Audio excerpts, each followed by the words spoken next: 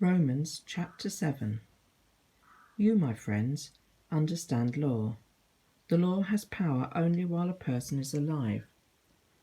The woman, for example, is bound by the law to her husband while he is alive.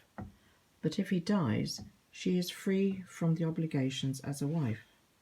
If she gives herself to another while her husband is alive, she will be an adulteress.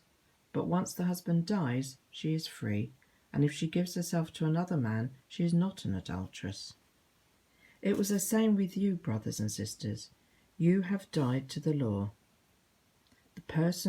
with the person of Christ, and you belong to another who has risen from among the dead, so that we may produce fruit for God.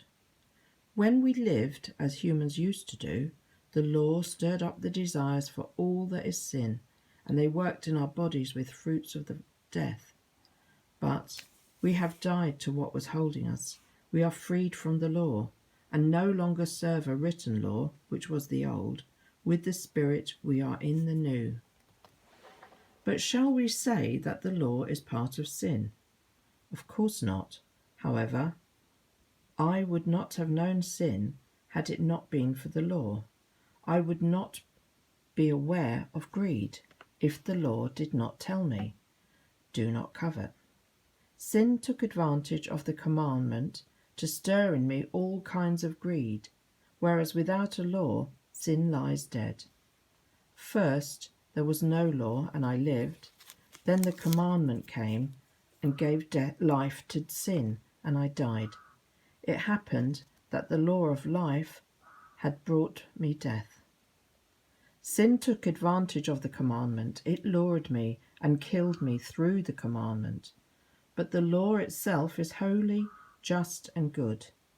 Is it possible that something good brings death to me? Of course not. This comes from sin that may be seen as sin when it takes advantage of something good to kill. The commandment lets sin appear fully sinful. We know that the law is spiritual. As for me, I am flesh and have been sold to sin. I cannot explain what is happening to me because I do not what I want.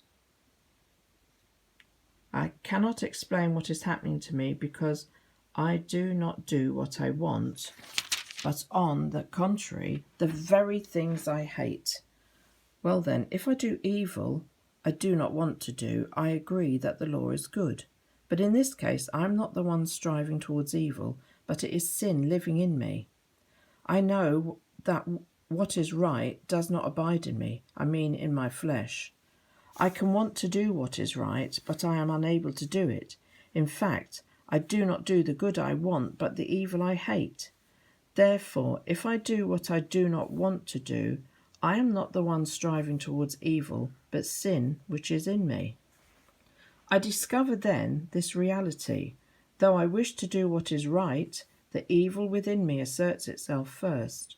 My inmost self agrees and rejoices with the law of God, but I notice in my body another law, challenging the law of the Spirit and delivering me as a slave to the law of sin, written in my members.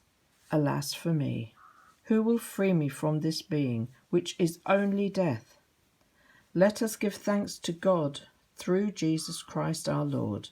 So with my conscience I am a servant of the law of God, and with my mortal body I serve the law of sin.